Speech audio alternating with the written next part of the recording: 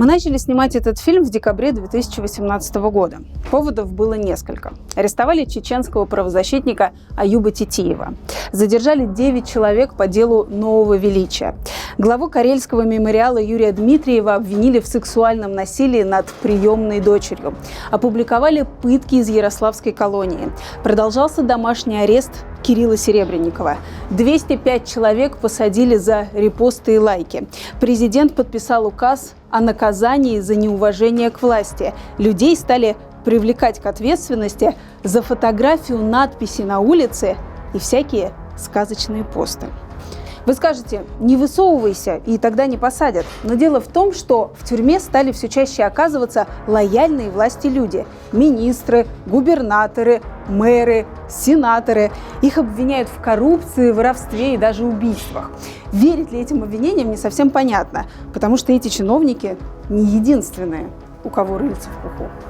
К тому же история с Иваном Голуновым всколыхнула волну разговоров о том, сколько людей у нас сегодня сидят в тюрьмах просто так, из-за подброшенных наркотиков, сфабрикованных дел или просто потому, что вышли погулять в День России. По идее, тюрьма должна наказывать преступника, изолировать опасных людей от общества, но самое главное – перевоспитывать и исправлять. А вот что она делает с людьми на самом деле.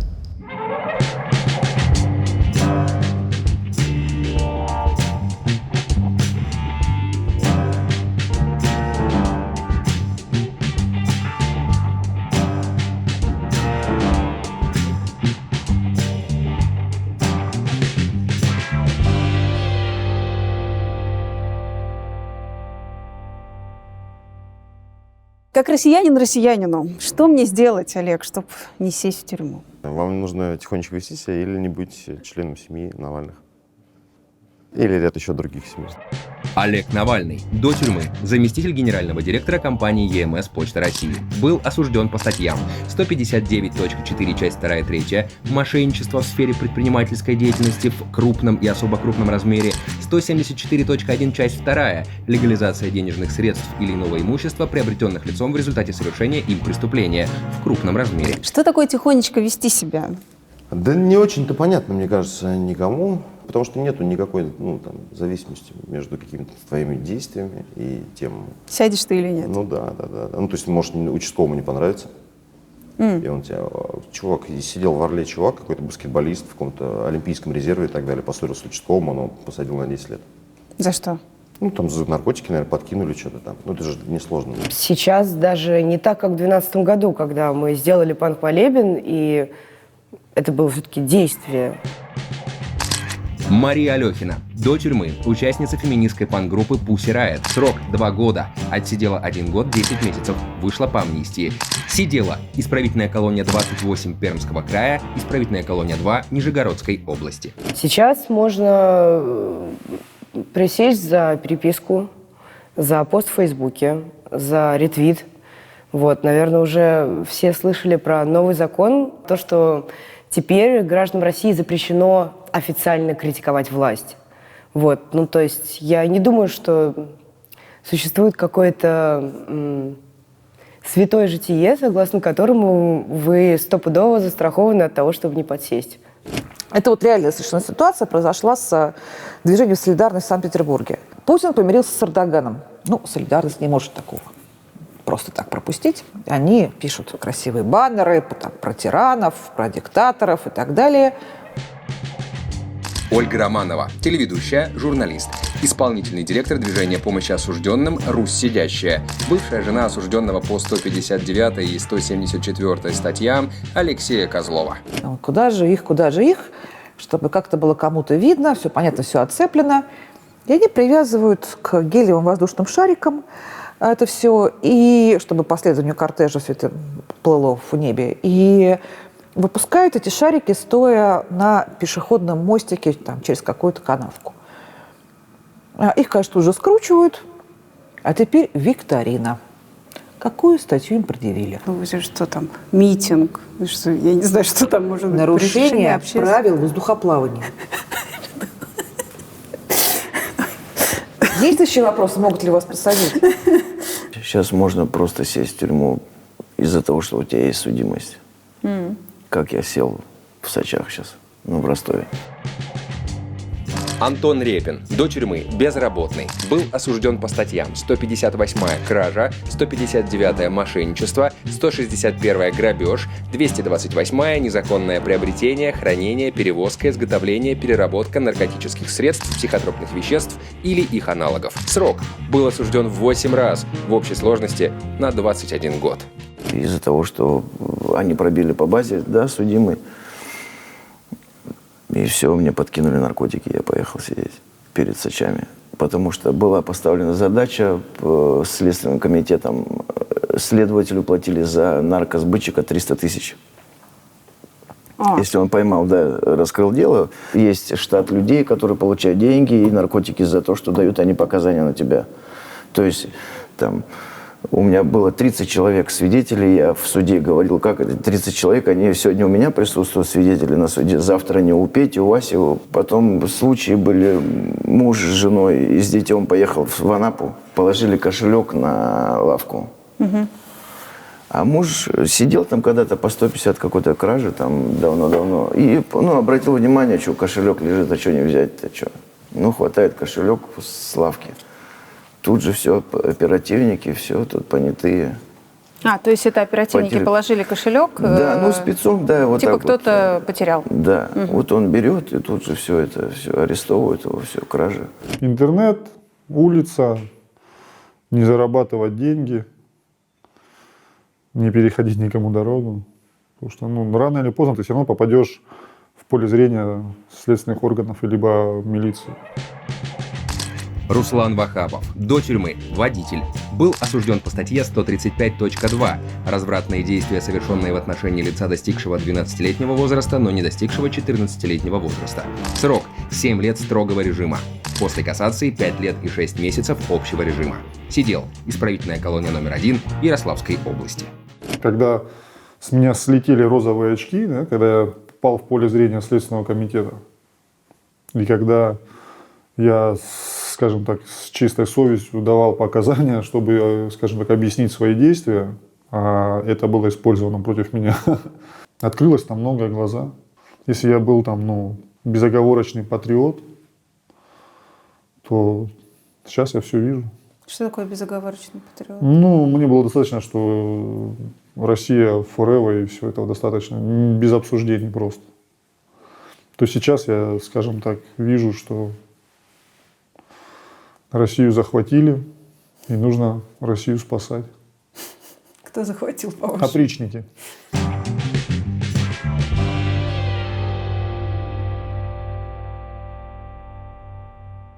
Masha and Nadia from Pussy Riot.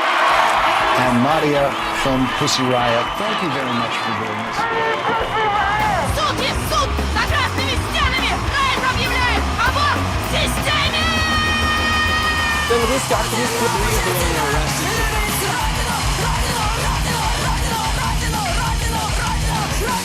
Когда же тебя Господь когда-нибудь, не знаю, вспомнишь потом и свою пляску возле алтаря?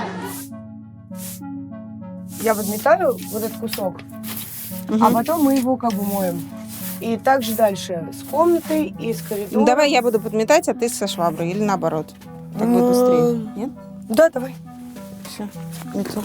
Я, на самом деле, знаешь, что вспоминаю? Что я тоже кидала самолетики в этот день на Садовом кольце. В какое здание?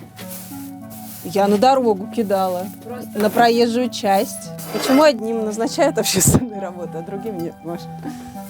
Непонятно.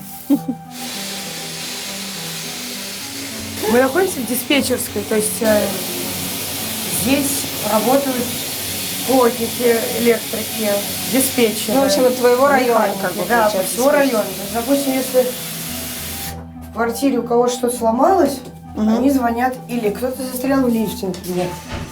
То есть, вот видишь, смотри, вижу этот дом пятиэтажный, да. 8 подъездов. Вот я его мыть должна. Этот дом под снос. Это бесполезная работа. Кому ты это хочешь объяснить? Я не знаю. Начнем. Я мыла этот дом, вот, а там, какой бы дом ты ни мыл, ты воду должен приходить менять сюда. Потому что тут, собственно, раковина, ведра, вот это все. И через пару недель, мы его пребывании в том доме выяснилось, что вот тут вот вообще никого нет. И они, тут надо было видеть, в ноябре вообще был просто... В общем, тут было намного грязнее, скажем так. То есть здесь, по крайней мере, я точно знаю, что ребята все очень рады, что я тут работаю хотя бы насколько-то. Потому что у жилища нет денег, чтобы тут была уборщица, как бы она им нужна. Слушай, они вообще понимают, ну, как бы, кто вы? Ой, нет, я не рассказываю. Ну, то есть они, грубо говоря, знают обо мне только общую часть там, истории 2012 года. Да. Ну и, разумеется, они знают вот про самолетики. Но они понимают, да, что это та самая балаклава, вот это все? Нет? Слава богу, нет. Нет? Почему слава богу? Ну, потому что тогда они стали бы спрашивать вопросы, как и все остальные. Уточняющих много вопросов. А так, ну так, по крайней мере, у меня есть какой-то такой люфт для задавания вопросов и узнавания мира. Вау! Ужас, мать моя женщина. Ну, в смысле, у нас, мне кажется, половина страны в таких условиях работает. В тюрьме хуже? Ну, там люди просто драют окружающее пространство по приказу больше, вот и все.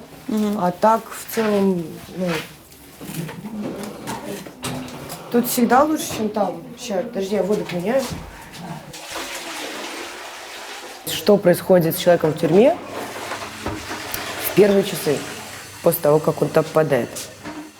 Вас приводят в комнату для обыска. В комнате стоит клетка. Вас заводят в эту клетку. Забирают у вас все вещи, которые у вас были, потому что они все запрещены. Телефоны, косметику, книги. Потом вам говорят, раздевайтесь. Вы раздеваетесь. Потом Полностью. вам говорят, снимайте белье тоже. Вы снимаете. Стоите голый в клетке. А потом вам говорят, нужно присесть 10 раз. Вы спрашиваете, зачем? Они говорят, ну, чтобы мы поняли, что у вас там ничего не спрятано. Вы приседаете 10 раз. Потом вам говорят, развернитесь лицом к стене, наклонитесь и раздвиньте ягодицы, простите. Это делает женщина или мужчина? Это делает женщина. Если ты уж оказался как бы в таких условиях, то ничего унизительного в этом нет. На тебе уже маркер заключенного. Если на тебе маркер заключенного, ты должен быть потенциально готов к любым унижениям. Я не считаю, что это так. Я то утро запомнила на всю жизнь. У меня ушел год на то, чтобы прочесть все законы, и к концу срока ко мне без металлоискателя никто не подходил. А это незаконно? Закон гибок. Закон позволяет и раздеть вас, и не делать этого. Вопрос заключается в том, насколько вы готовы стоять за себя. Потому что как только вас привозят в новое учреждение, перед вами новые лица. Чем дальше от Москвы, тем более они Грубые и ссор. скажем так. Ну что, у нас вот так. В чем проблема? Я что, тебе мужик, что ли? Давай раздеваемся. Это занимает минимум 40 минут, чтобы донести до человека, что у вас есть права, что это незаконно, что это запрещено, собственно, всем европейским законодательством, которое у нас является доминирующим сейчас в России. Мы пока еще в Совете Европы и так далее. Последовательно, с пунктами, со статьями. Вы им это объясняете. В какой-то момент они устают. Они, конечно же, не знают этого закона. Они не знают закона, но очень любят говорить о том, что не знаете закона вы. Поэтому вам нужно доказывать обратное раз за разом. Ну, то есть, если есть сила и желание. Если нет силы и желания, можно раздеться. Это, по большому счету, не конец света, вам не отрубают руки. Но это неприятно. И это как бы некоторое такое... Ну, фиг знает, не то, что предательство по отношению к себе, но что-то подобное. Потому что ты знаешь, что ты можешь за себя постоять, но ты ленишься это сделать. О чем ты думал первый день?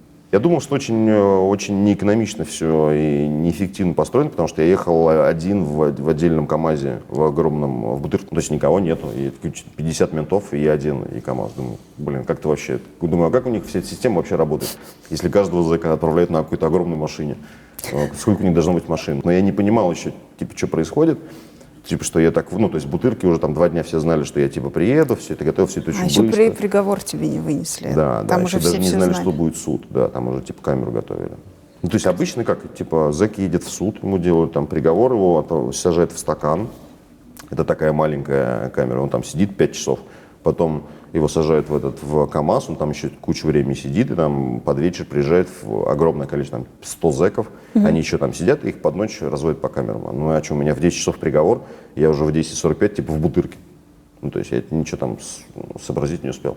Тебя месяц везли. Меня везли месяц. Ты же не знаешь, куда тебя повезут. Нет. Это самая большая тайна? Это советская норма. Это, психологически обезоруживает человека. То есть человек помещается в условия полной изоляции и полной неопределенности. То есть это такое беззащитное состояние. И, понятно зачем. Сам этап – это достаточно такая тайная процедура. То есть ночью, в определенном месте, на каждом вокзале есть вот эти вагончики. О них никто не знает, они прицеплены к обычным поездам.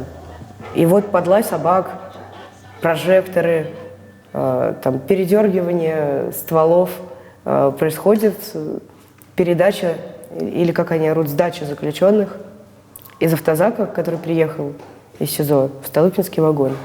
По большому счету можно человека забить насмерть и сказать, что он сопротивлялся конвою. Никто не увидит, нет камер, ничего нет. В вагоне мы ехали 2 суток. Это как камера купе, только без окон и с решетками, и все курят. И вас не 4, а 12. То есть даже лечь там невозможно? Или вы по очереди? В теории возможно, на практике нет. Или вот туалет.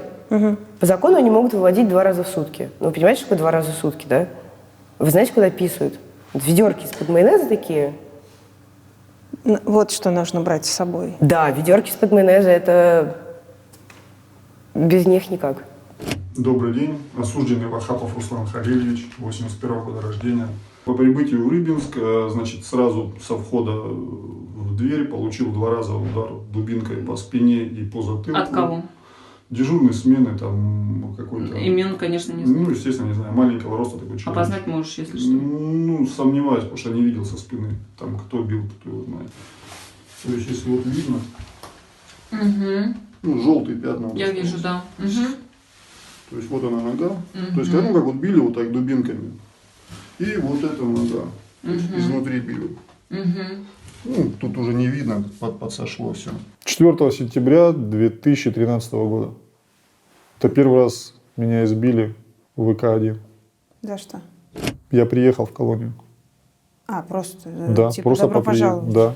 В первые 15 минут пребывания в колонии. Ну, вы что-то не то сказали или что? За что они начинают задирать? Когда меня били, я не кричал, не визжал, не бежал, спокойно шел. Просто как вот, боевой слон, тихо. 106 килограмм веса, дядя, и там побои дубинками не особо пробьют. Просто молча шел. Все. Сотрудник бил дубинкой, пока вот, не выдохся. Второй раз это спустя 1,5 часа меня уже помыли, обыскали, переодели, избили другие уже сотрудники. На каком основании? Спрашиваю. Задерживают? Для рассмотрения протокола административного, который был на вас составлен ранее. Сейчас я с адвокатом созвонюсь, одну секундочку. Спроси про задержание. А я сниму машину. Вы мне скажите, вы меня задерживаете или нет? Вам предлагаем пройти. Нет, я вам сейчас задаю прямой вопрос. Вы меня задерживаете? Нет. Я вам ответил, вам все, что рассказать. Но при этом машина вот она. Как вдруг оказалось, что вы преступник? Маньяк. Да, маньяк. Маньяк. Значит, по-моему, 2011 год. Двигался на машине со стройматериалами. Получил приказ от вышестоящего органа, остановиться и купить некоторые предметы. Отъехал в сторону, остановился и, скажем так, сходил в туалет. Не положено. На трассе? Нет, это не трасса, это от трассы буквально сколько, метров 50-100. Проходили малолетние дети, крик, я в одну сторону, дети в другую сторону. В принципе, на этом и все. То есть просто мимо проходили ребятки и Да. нечаянно вас поймали с поличным? Ну, на месте преступления. Вот. Я, в принципе, ушел обратно к машине. Когда двигался к машине, меня догнал мужчина со скандалом, да, там, вот ты там негодяй такой-сякой. А что он кричал? Ну, обвинял меня в демонстрации половых органов детям. Он сказал, что вызвал полицию, будем разбираться. В принципе, я без вопросов сказал, да, хорошо, давайте. Спустя там какое-то время меня уже повторно вызвали и допросили как по подозреваемому по статье 135. В какой момент вам стало страшно? Когда адвокат попросила у меня прямым текстом деньги для того, чтобы закрыть уголовное преследование. А она кому бы их понесла? Ну, с ее слов следователю. Там разыгралась очень интересная такая сценка. Мы пришли на первый допрос уже с адвокатом. Значит, меня допрашивали, я давал объяснения.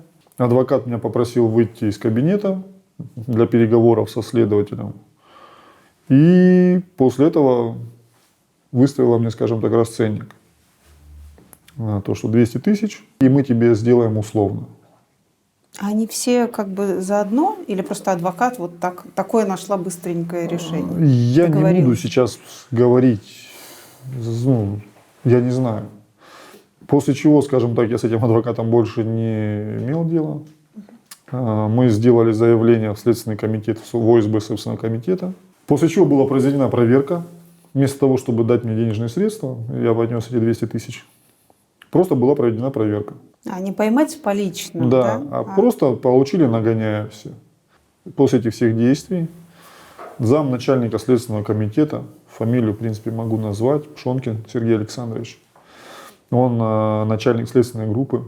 Он мне в кабинете, глаз на глаз, вот, в лицо сказал, говорит, если мне нужно будет, я повешу на тебя 10-15 эпизодов и мальчиков, и девочек, но я тебя посажу. В принципе, что он и сделал. Когда ты ощущаешь, что вот тебя лишили свободы? Ну, спустя где-то полгода, год. Ты до последнего думаешь, что суд разберется. Но когда ты понимаешь, что суд не может принять решение, потому что придется посадить следователя, посадить прокурора. Проще посадить какого-то там Васю Пупкина, который там. Просто, ну, давайте так вот скажем, моя мать была на приеме у Бастрыкина, да? Так. Там у Липатова.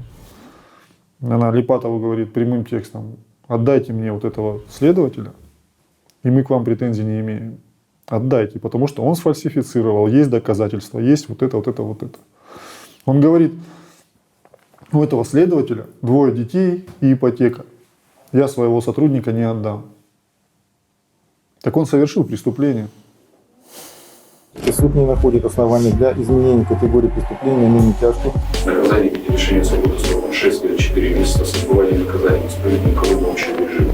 Дело об административном правонарушении в отношении Лункова Владислава Владимировича возвратить на новое рассмотрение в Советский районный суд города Брянска. Вы заявили ходатайство, услышали ответ. Гособвинение считает его достаточно. На сегодняшний момент есть ли какая-то цифра, когда вы понимаете, что невинно осужден? Сколько их человек? Уже лет 20 эта цифра держится. Треть сидит ни за что, треть сидит не за то, а треть реально виноваты. Да, треть невиновных, треть приговора не соответствует деяниям. Ну, условно говоря, там украл мобильный телефон, 18 лет получил 5 лет лишения свободы, вышел матерым преступником. Зачем там был делать?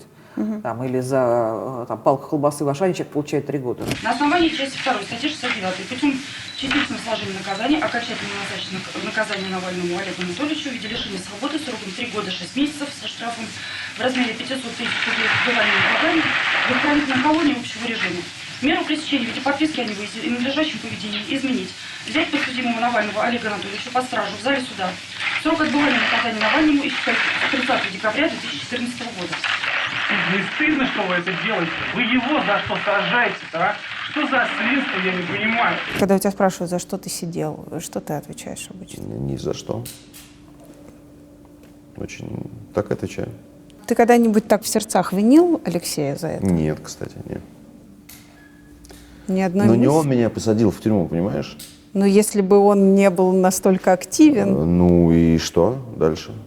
Но не он меня посадил в тюрьму. Абсолютно винить Алексея не за что. Я тебе более того, я ни в жизни не захотел бы поменяться местами с ним. Это, мне кажется, типа хуже вот этого типа ощущения, что из-за тебя типа посадили кого-то там другого. Это типа, не знаю, сложно представить что-то более тяжелое такого для самоощущения. Процент оправдательных приговоров у нас за все постсоветское время, по-моему, 2% не превышал никогда, сейчас он ниже 1%.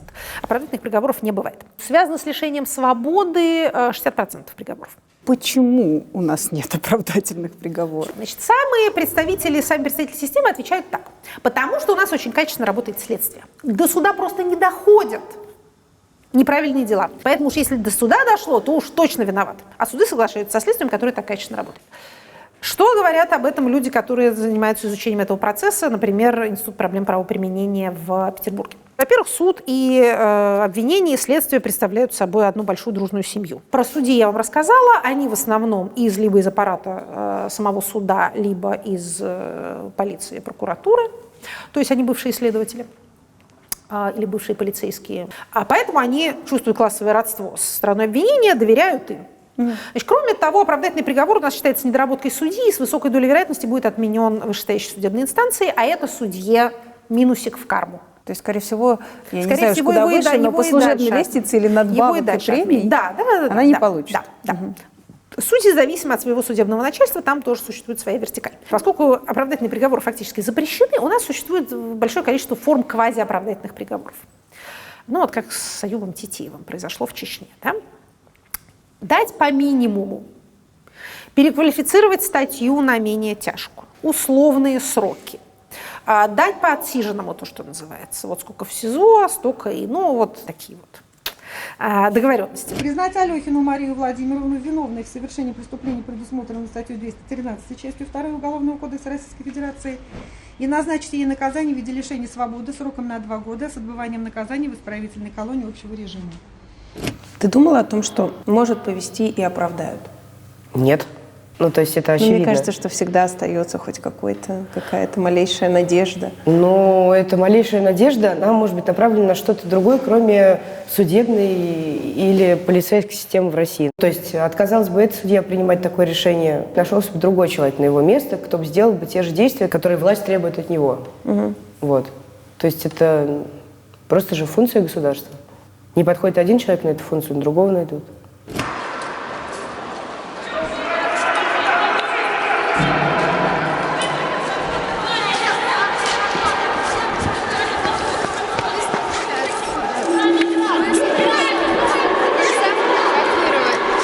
В 2012 году вы вообще, когда шли туда, вы думали о том, что может быть такое, что мы попадем в тюрьму? Нет, никто не ожидал уголовного дела. Никто. То есть, в первую очередь, мы, наверное, были просто сконцентрированы на практических моментах, потому что технически это не так просто сделать, как кажется. То есть, там рамки металлоискателей, например, внести гитару внутрь – это некоторый скилл все-таки. Там, простите, проверяют рюкзаки, когда входишь. Именно я помню. Так и есть. Я была один раз там.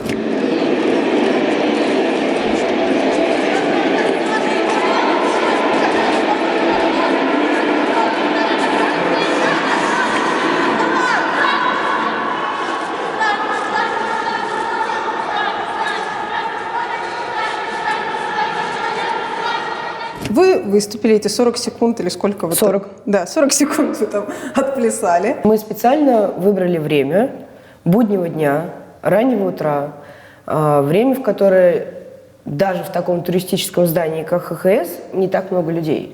То есть, по сути, там находилось, наверное, не больше 10-15 человек во всей верхней части храма. И, собственно, все потерпевшие по уголовному делу – это преимущественно 80% охранники. Да, охранники ЧОП «Колокол», частное охранное предприятие. Вот, они пострадали. То есть эти люди абсолютно без всякого возмущения, насилия, очень по-джентльменски довели нас до дверей. Полицию никто не вызвал, ничего не было. Но потом мы загрузили ролик, и спустя сутки после того, как мы загрузили ролик, меня на лестничной площадке ждали сотрудники в штатском. Я просто сказала им, что я ничего не знаю.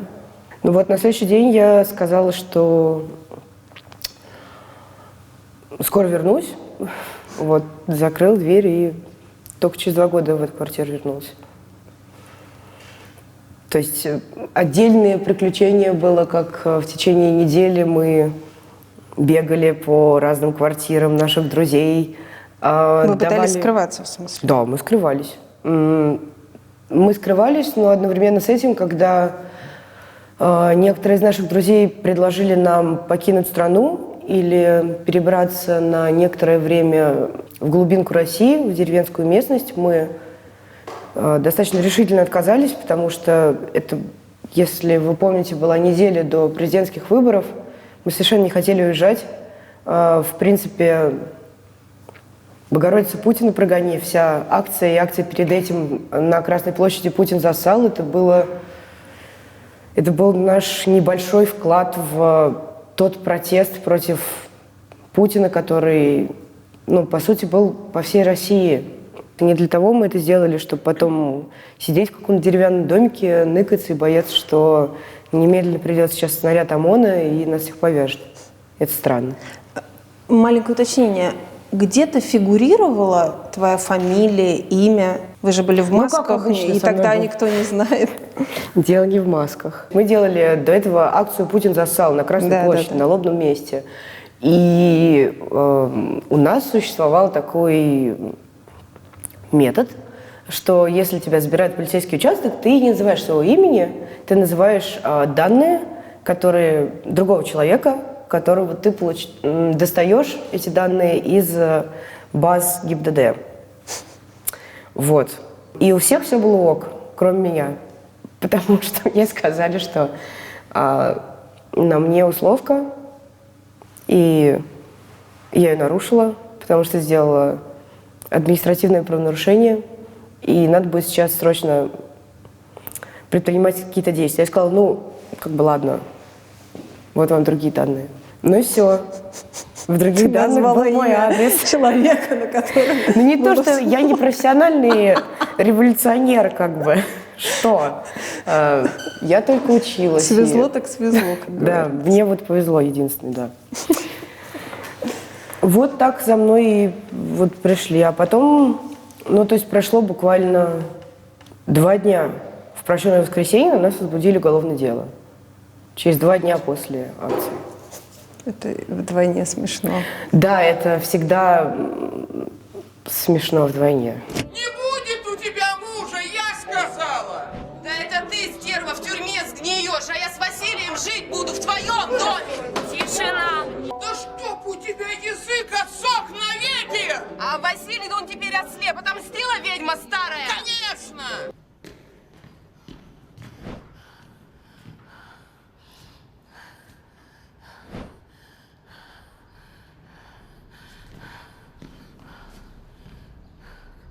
Криво что-то прибили-то. Марина, тюрьма может исправить человека? Я говорила всегда и буду говорить, что женщине меньше 3 лет мало, не поймет, а больше 3 много озвереет. Я выходила через 4,5 года, у меня гуляли скулы от злости, я не знаю. Это скопилось. Марина Клещева, до тюрьмы безработная, была осуждена по статьям.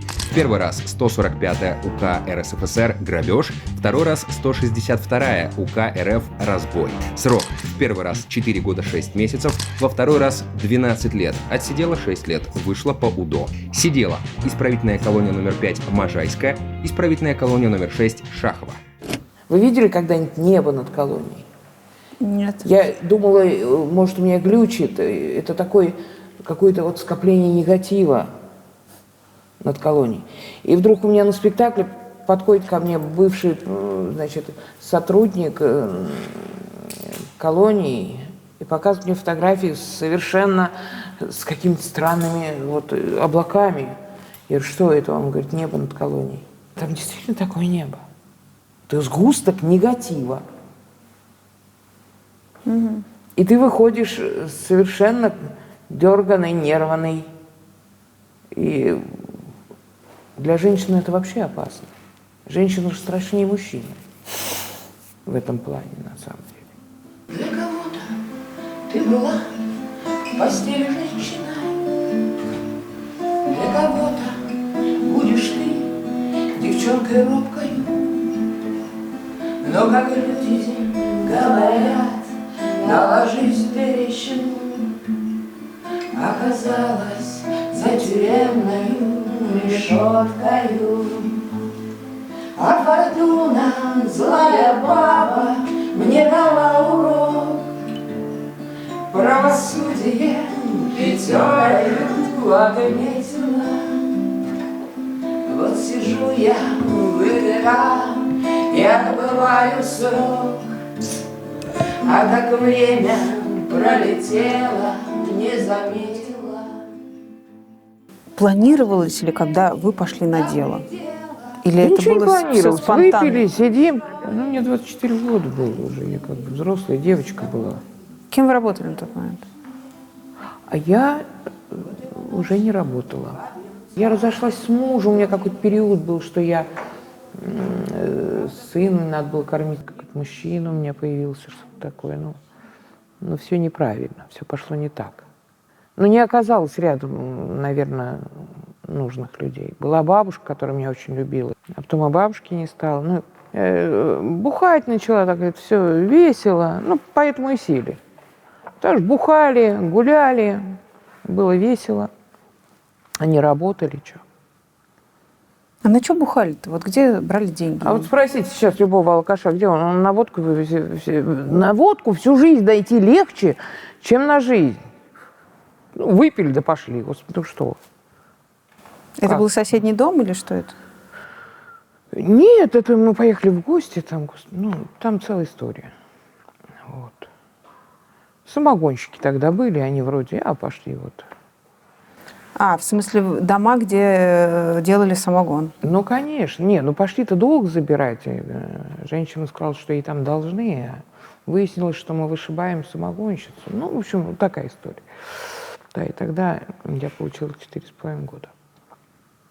Почему вы второй раз вернулись? Тогда было сложно на работу устроиться. Вот тогда было сложно. Я пыталась на рынке торговать. Наш рынок Серпуховский, это 100 километров от Москвы, да. И они набрали, значит, рабочих, которым не платили, а платили с обвеса. 4 хозяина только на весь рынок платили зарплаты. Но к ним было не попасть, там уже были точки такие. А остальной весь рынок стоял на обвесах. И ты стоишь весь день, а у тебя все тает. Окорочка, печень. Так у тебя вес уменьшился. О, Господи, да. Заплати. Ты же не продала, твоя вина. Я ушла на рынок с своим ребятам и села благополучно через 4 года. Еще раз. Вы не были готовы, что так много дадут второй раз? Конечно, у меня и статьи там были такие, что у меня легкие телесные там и вообще без побоев. И меня херачили за судимости просто. Потому что вот и все. Потому что вы уже сидели и просто навешали, да? Ну да, это как бы законом не предусматривается, но это все равно делается. Это все равно делается. Вот. Если ты судим, тебя будут всю жизнь за это, даже когда уже у тебя исчерпал, там 5 лет прошло, и погашена судимость. И все равно судья это где-то увидит, и так об этом не будет написано, но она тебе за это 2 года прибавит.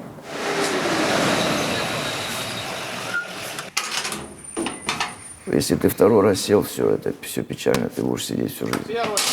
Как-то так. Вот у меня и у моих товарищей, знакомых так получается. То есть Я в зону приезжаю, и там вижу все те же, с кем я сидел там 20 лет назад. Как ты первый раз туда попал? Первый раз, если честно, я попал туда за туфель, за ботинок.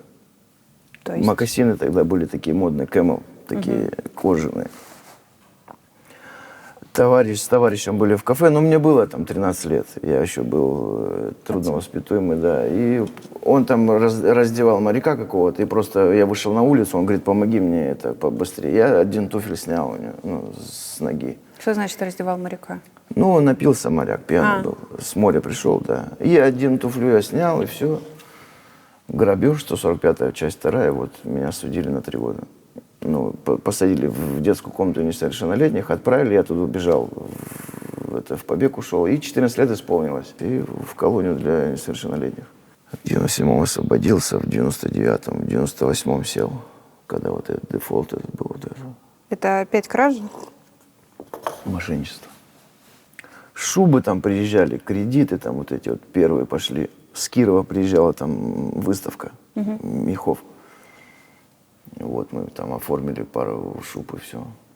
Ну там за первый взнос давали, и там вот. И нас оформили сразу 3. Там девушка моя была и пацан покойный уже нету. Почему у тебя после первой ходки не было желания начать жизнь по-другому? Ну, у меня было желание начать,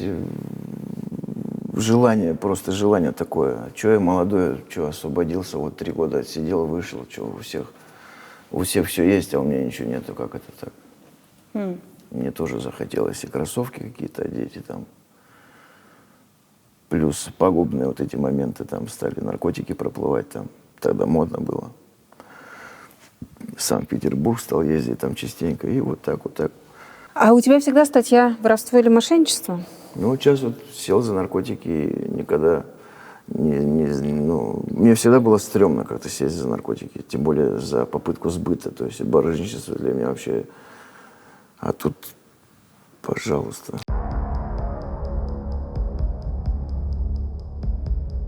Итак, зоны бывают 3 типов. Колония поселения – самый лайтовый вариант заключения. Разрешена вольная одежда, магазины, хлипкий забор. Можно жить даже обособленно со своей семьей. Исправительная колония, она же лагерь, она же зона. Состоит из бараков, медсанчасти, бани, столовой и клуба. Общий строгий и особый режим содержания различаются только в количестве разрешенных свиданий и передач. Ну и в сроках, разумеется. Ну и тюрьма. Сидишь в камере, света белого не видишь, гуляешь в малюсеньком дворе. По сути, СИЗО – это то же самое.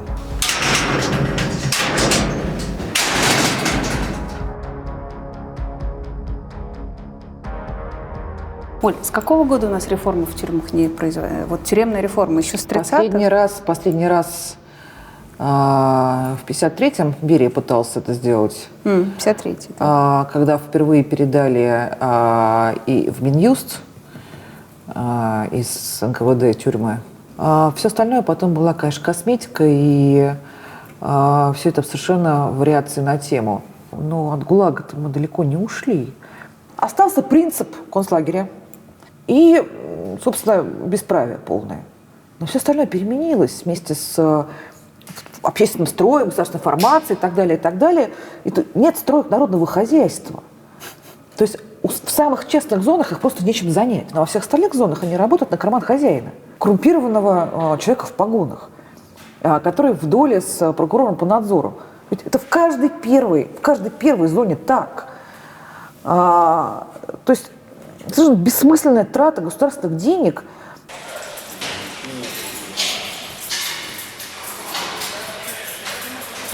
Ремонты, покупка мебели, там все что угодно, строительство дач для начальства. Все это делается руками родственников заключенных и заключенных на их деньги. Бюджетные же средства на это выделяются. Просто они настолько уже отвыкли их не воровать, да, по-другому не бывает. Ну, не бывает ни в одной зоне по-другому, чтобы взял там и на выделенные тебе бюджетные деньги взял там, отремонтировал барак. Зачем?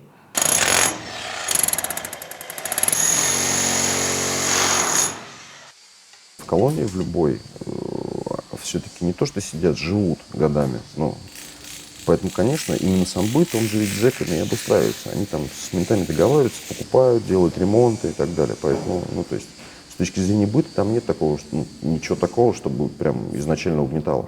Ну, это же просто бараки. Ты в пионерлагере была? Конечно. Все детство провела. Ну, это вот то же самое. Это вот выглядит вот, ну, один в один, как там только вокруг злые зэки там татуированные. Типа в нарты играть целыми днями. Типа, и, там. Ты как в анекдоте. Ты откуда? Я из лагеря, и я из лагеря. Да, абсолютно, вот абсолютно такая типа ситуация.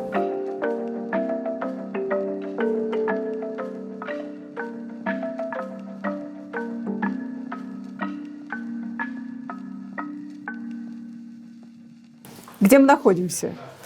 Вы сейчас находитесь в офисе фонда помощи осужденных и их семьи «Русь сидящая». Угу. То есть вы возглавляете этот офис, получается, сколько? 4 месяца. Угу. То есть это все вот после вашего освобождения вдруг опять завертелось и возникла потребность? Ну, мне сделали предложение. Я, скажем так, его принял и, да, начали работать. Расскажите, что это такое, Руслан? То есть это какой-то... Это вещи, которые отдают просто физические лица, люди. У них нет нужды в них, они передают нам. Мы готовим, значит, людей либо к выходу путем отсылок передач, либо уже непосредственно, когда приходят ко мне ребята, кого-то одеть, кому-то помочь. То есть и обувь, и зубные щетки, и продукты питания имеются. Ну, с продуктами сейчас тяжеловато, дорого.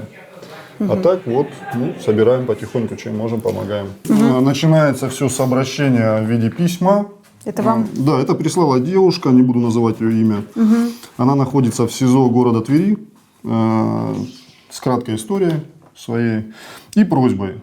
Ну и, в принципе, на основании этого письма уже я действую. Я не спрашиваю, какая у нее статья. Я не спрашиваю, что она совершила, то есть мне не интересно. Она попала в трудную ситуацию, я хочу ей помочь. Тем более женщина в тюрьме – это самое страшное, что может быть. Почему? Ну, женщины, находящиеся в тюрьме, они не нужны никому. Вообще никому. Потому что, скажем так, еще до того, как я сел в тюрьму, у меня были поездки в женские лагеря. И я, скажем так, наблюдал, что возле мужских колоний это сотни женщин, матерей, а возле женских колоний это единицы машин. От них сразу отказываются родственники? Ну, в основном, да. Поэтому женщине, то я даже из своего кармана, если придется, я помогу. Что просит эта девушка, что она пишет? Ну, в принципе, все, как и все стандартные осужденные, то есть вещи теплые. Носки хэбэшные, теплые, черного цвета. Ну, так как положено, форма одежды, да. Нижнее белье, там, ну, полотенца, зубные принадлежности. Это все не обязано давать государству? Ну, как бы выдаваться? По документам, да, выдается, но это все не доходит до стандарта. Это все крадется? Ну, это уже предъявление обвинения. Куда не доходит, куда ты исчезает, как у нас все в России, да. Выдается вот этот вот хознабор, да. Там что? Там прокладки, их используют как стельки в обувь, потому что обувь выдают очень холодную. То есть это, по сути, такая клеенка склеенная. И для зимы, особенно для российской зимы совершенно не подходит. И для того, чтобы утеплить обувь, сделать теплые стельки, туда кладут слой за слоем вот эти прокладки. Как там помыться?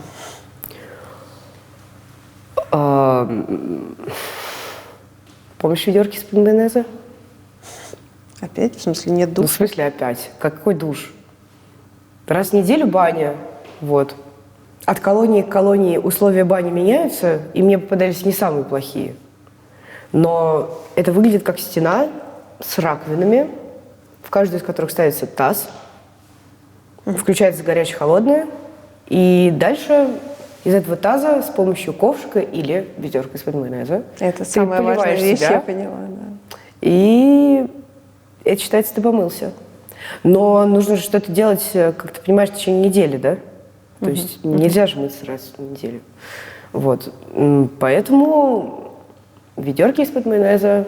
Горячей воды же нет. То есть она не идет из-под крана. Ее нужно нагреть, принести себе, разбавить с холодной и с помощью этого самого ведерка поливать себя. Теоретически можно было бы пускать в это самое помещение бани каждый день. Ничто не мешает им это сделать. Но этого не делают, потому что они не хотят перестраивать режим. Вот это самый непонятный пункт правил, потому что абсолютно точно можно обеспечить в любом месте, чтобы можно было чаще мыться. И самый прикол, то что зэки, которые сидят долго-долго, они к этому привыкают. Я помню, что вот был момент, когда вот был 1 раз в неделю, а потом стал 2 раза в неделю, и некоторые типа не ходили 2 раза в неделю, потому что, говорит, я типа мылся в среду. Там воняет. Окей. Блин, воняет 24/7, потому что, и с этим, если бы даже мылись бы все часто, все равно воняло бы. Мне кинолог местный рассказывал, что они вот этих собак тренируют, зэки, которые освобождаются, у них остаются всякие факи и так далее, они им вот этот вот типа запах дают, потому что не пахнет любой зэк. А обычный человек не пахнет, поэтому злая овчарка ребенка не трогает. Там родственники, которые приезжают, они там гладят. Мне там сынуля игрался с огромным страшным псом. А меня он когда видел, типа лаял. Да, у зэков есть запах, представь себе. Обалдеть. Чем пахнут зэки? Зэком, мне кажется. Это такой. Это особый запах. Да. Кинзо, зэки. Не похожи друг на друга, да. Как ты справлялся с этой помывкой 2 раза в неделю? Вот тяжело, то есть к этому привыкнуть нельзя. Все можно купить в тюрьме. У меня там, то есть во всех бараках были душевые. У меня там типа был конфликт, там типа бойлер они не чинили, то есть была холодная вода, но я мылся холодной водой, я сам мылся холодной водой, прям ледяной, и потому что хоть как-то мылся, но я обнаружил, что если мыться еще ледяной водой, через типа несколько секунд, секунд 30 мозг не очень понимает, она горячая или холодная. А когда вот перевели меня в строгие условия содержания, там ничего нельзя было сделать, то есть там можно было бы сделать и купить, если бы всюду не стояли камеры, и за мной не смотрела бы управа, и вот этот выделенный контроль, то, конечно, да, можно договориться. Пачку сигарет там дал, пошли тебя отвели, помыли. То есть камеры стоят даже в душевой? Нет, слава богу, нет. Видеокамера стоит непосредственно в камере, где ты сидишь, в коридоре, и везде, будет видеть, что там они все время могли бояться, что кто-нибудь позвонит и скажет, а что это вы Навального моете чаще, чем нужно. Причем, что по закону это написано не менее, то есть ничто не мешает, это даже и по закону, всем мыться постоянно. И вообще это такая, какая-то суперполезная штука, гигиена, нет. Так вот, я не пойму с точки зрения логики, на чем это основано? Они экономят воду? Арестант должен страдать. Колготки теплые, да. Опять-таки черного цвета. И уже продукты питания по возможности. Чай, кофе, тушенка, картофель. Но это еще не все, мы сейчас еще подготавливаем. Жду еще, ребята должны привезти. Вы помните, как вы распаковывали такие коробки? К счастью, мне не приходилось получать посылки. Я сидел в колонии для первоходов. Люди... Это те, кто первый раз? Первый раз, да, находятся в местах лишения свободы. В основном контингент это от 18 до 24 лет. Еще мамы их любят, друзья помнят. Сложнее, в основном работа происходит по посылкам. Это вторично осужденные и которые отсидели уже 3, 4, 5 лет. У которых друзей все меньше становится? Да, потому что нету связи с волей, ты не можешь поддерживать отношения. Когда вам передают гостинцы родственники, это делится на всю? Нет, абсолютно нет. Это является нарушением, потому что дарение, отдача – это нарушение. Поэтому с этим аккуратнее надо. Ты не можешь Естественно, делиться? Нет. Это нарушение правил внутреннего распорядка. Это может повлечь за собой отсидку в ШИЗО. Ходорковский за то, что поделился апельсином с другим осужденным, уехал в штрафной изолятор. А есть какое-то объяснение этому? Почему? Нет. Просто? Нет, нельзя. Может быть, знаете, какое объяснение, чтобы не вымогали другие осужденные поделиться. Но опять-таки, понимаете, есть де юре, есть де факто. Де юре это, скажем так, закон там действует, а де факто нет, естественно. То есть, фактически ясно, что зэки между собой делятся и чаем, и сигаретами, и всем остальным. Давай ты пишешь мне, я сижу в другой светлой хате. В другой светлой хате, да. А кто-нибудь общается фразами «вечер в хату»? Да, конечно, конечно. То есть именно таким общаюсь. Так. Я буду писать «вечер добрый, братцы». ВД, братцы. Часик в радости еще напишу. Это часик радости, это типа добрый день? Типа привет, да. Главное, чтобы все были здоровы, обязательно напишу. Что-то нужно, какая-то отсылочка к Богу, естественно. Дай Бог, так и будет, так напишем. И серьезно, все верующие? Не. Ну, то есть, да, вообще, когда я говорил, что я атеист, или когда я хотел, типа, чуваков в какой-то транс отправить, я говорил, что я агностик, например. Они, как бы, то есть, они меня пытались убедить, что все-таки нужно верить. Все Богово, божественное, подчеркивается 3 линиями. Зачем? Это все божественное подчеркивается. Что тебе непонятно в фразе, что все божественное подчеркивается 3 линиями? Это, мне кажется, ну, очень логично. Что ты можешь меня попросить? Я могу попросить тебя ландурей или или ландыри. Ландури, не знаю, я не помню, как они уже. Это конфеты и заварки. Ландури, грохотульки их называют. Но их нельзя называть сосалками. У зэков очень... К этому слову... Они не могут называть сосалки сосалками, они не могут называть вафли вафлями. Это печенье в клеточку. Братцы, восклицательный знак. Если есть возможность, не в ущерб себе, тусаните на нашу светлую хату. Вообще хату пишется вот так вот, как бы хэй подчеркивается. Но я тебе здесь расшифрую хату. Потому что это людское. Что такое людское? Ну, зечье, как бы, ну, типа вот, есть людская масса. Да. Да, и это порядочные арестанты. И вот все типа людское подчеркивается одной чертой. Это не так все просто на самом деле, потому что я наблюдал 4-часовой спор 2 грузин по поводу того, что и как правильно подчеркивать, что и как здесь типа правильно писать. А в смысле могут быть противоречия, что Божье, а что людское? И что воровское, а что людское может быть. Так, заранее душа. Заранее душа. Спасибо, типа. Можно еще написать жизнь ворам. Вот здесь вот я вспомнил, по поводу чего была, значит, спор. Да. Значит, один наставил, что жизнь ворам нужно подчеркивать и 2 линиями и жизнь, и ворам, потому что как бы ты типа свою жизнь посвящаешь ворам, и вроде как она уже не тебе принадлежит, а принадлежит им. А чувак говорил, что нет, так как ты говоришь, что жизнь ворам, это еще твоя жизнь, его еще нельзя, и вроде она не его, а твоя, поэтому одной линии, поэтому, ну, как бы вот так вот. Смерть мусорам. Волнистые линии. Волнистые все мусорское. Тебе какая-нибудь погремуха нужна? Ну, рыжая могла бы? Рыжая, окей. Давай. Рыжий. От хаты. 282.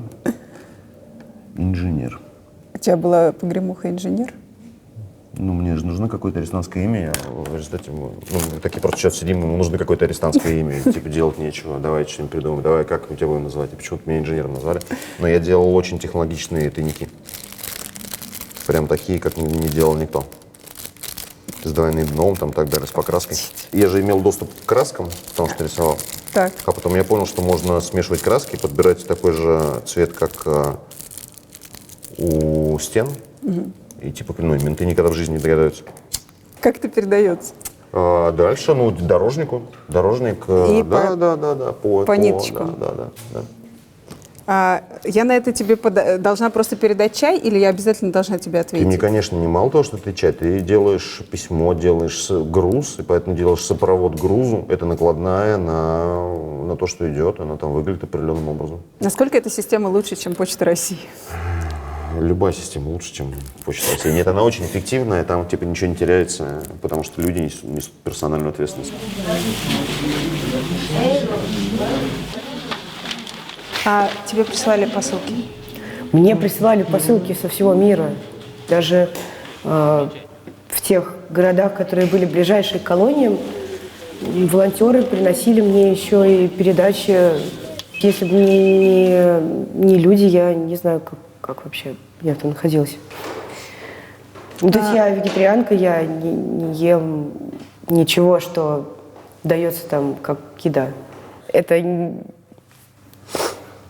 картошка с жилами, например. Или жилы, знаешь, жилы. С жилами? Ну, это не совсем мясо, потому что от мяса там ничего не осталось, это жилы, знаешь, ну, прожилки, хрящи, вот этот трэш. На питание заключенных выделяются деньги, а они воруются. Они воруются на всех этапах, через которые они проходят. Начиная с регионального управления того или иного региона, заканчивая администрацией конкретной колонии. Готовят зэки, ну и половину еды и воруют эти толстые прапора всякие. Ну, то есть, типа, им нужно там 500 килограммов в столовую отгрузить, они отгружают 400, там, например.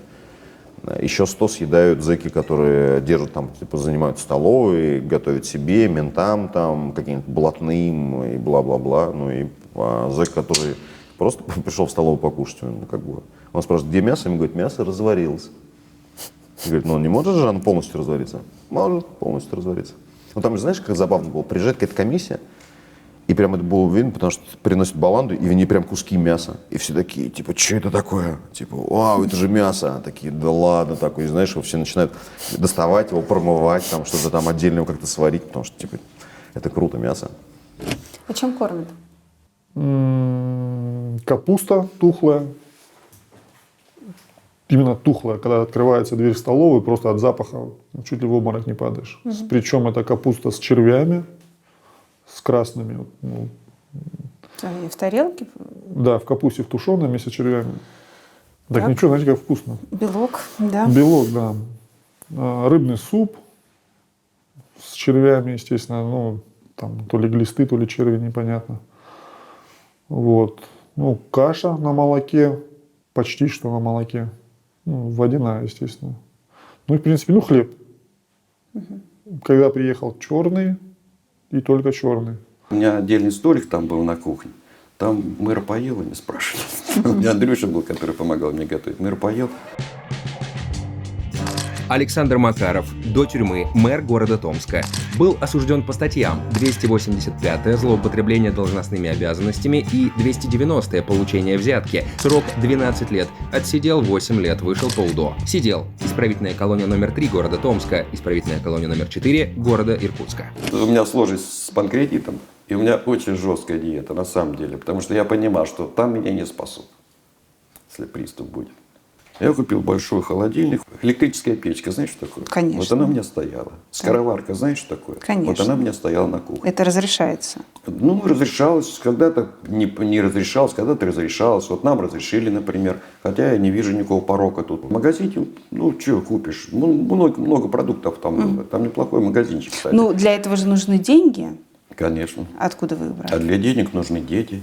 Ты приезжаешь, тебе тут же оформляют карточку. Вот я первая карточка, которая у меня была, как сейчас помню, 26 тысяч рублей. Я спокойно с этой карточкой иду в магазин. Говорю, девочки, вот мне сигарет, мне вот эти консервы, хлебушек, то другое. Все, никаких проблем абсолютно. Если ты просишь, что мне Маздам настоящий нужен, девчонки, я Маздам хочу. Ты точно знаешь, что или та, или другая обязательно притащит тебе кусок Маздама. Если мне нужен, я всегда курю Camel желтый. Я говорю, я знаю, что обязательно. Не завтра, так послезавтра. Ой, Александр Сергеевич потихонечку так вот. Понимаешь, никто я им, вообще никто. Вот просто добрые люди. Ну, вы мне сейчас описываете курорт просто. Курорт, это я курорт себе устроил.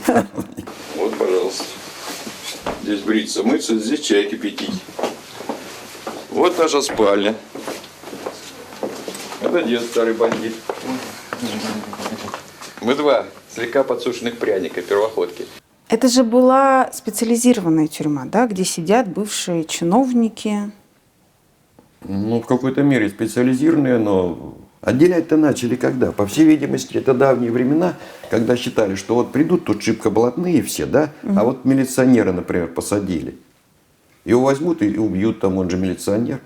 Но мы же понимаем, что это вздор. И там точно так же сидят рядом милиционеры, работники прокуратуры, судья был, там еще бог знает кто на самом деле. И рядом с ними просто откровенные бандиты сидели. Откровенные бандиты, за 2 убийства такие вот все. Ну чтобы, там не принято вспоминать, что ты вот гад, ты такой-то, вот 2 зарезал, я всего 1. Но не принято это. Есть некая этика все-таки зэковская. Мэра Томска Александра Макарова арестовали в 2006 году. К тому моменту я уже уехала из родного города и за всем наблюдала со стороны. Александра Макарова обвиняли в получении взяток, в раздаче земельных городских участков и хранении наркотиков. На самом деле все это смотреть и читать было крайне странным, потому что Александр Сергеевич был у нас в городе, ну, своего рода так, поп-звездой. Он родом из 90-х, когда муниципальную власть не назначали, а избирали. Так вот, Макарова выбирали трижды. Он участвовал во всех дебатах, он всегда выступал за свободу слова. Вот у меня, как у журналиста, например, не было никакой проблемы позвонить в приемную мэра и приехать к нему с вопросами. Так что томичи в большинстве своем считали это дело сфабрикованным. По просьбе следствия градоначальник выложил на стол все, что у него находилось в карманах брюк и пиджака. Документы, таблетки, ключи от Лексуса и несколько пачек купюр. При себе мэр Макаров имел около 300 тысяч рублей карманных денег. Оперативники внимательно осмотрели кабинет и комнату отдыха и нашли еще несколько сотен тысяч рублей. Можете вспомнить, в чем конкретно были обвинения? Там же было сколько? 7 пунктов? Ой, там их очень много было. Там в основном взятки. Если есть заказ, самое страшное даже не преступление, которое ты мог совершить по незнанию, по ошибке и все прочее. Самое страшное то, что в России называют таким сочным словом заказуха. Вот она была, все. Вы считаете, что это заказуха? Я об этом абсолютно убежден. Вы на кого-то думаете? Я могу думать на кого угодно. У меня жизненная привычка выработалась. Если мне нет фактов, я просто так не разговариваю. Но вы думаете, что это все-таки люди из правительства города? Нет. Нет. Нет, я думаю, это было выше. Из Москвы? Да. Я 2 срока был президентом Ассоциации сибирских дальневосточных городов. То есть 72 города Сибири и Дальнего Востока. Я их собирал регулярно в Томске, в Новосибирске, в Красноярске, то есть в разных городах. И мы, естественно, блюли местное самоуправление. Так. Мне очень не нравятся инициативы правительства нашего. Открыто говорил и говорю об этом, что постоянно ущемляются права местного самоуправления.